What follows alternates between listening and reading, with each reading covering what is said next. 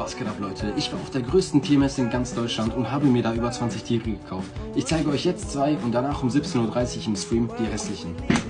Das hier ist eine Geiselspinne, wie man sie auch von Harry Potter kennt. Deshalb heißt die Kleine auch Harry Potter Spinne. Als nächstes haben wir hier eine sehr, sehr aggressive Vogelspinne. Die werden wir im Stream gleich auf die Hand nehmen, aber jetzt das nächste Tier. Als nächstes haben wir hier die Linotele sericata. Das ist eine Trichternetzspinne und sieht echt böse aus. Das ist Jay. Ich bin um 17:30 Uhr live und freue mich gleich, euch zu sehen. Sei auf jeden Fall dabei, denn um 18 Uhr passiert heute was ganz Cooles.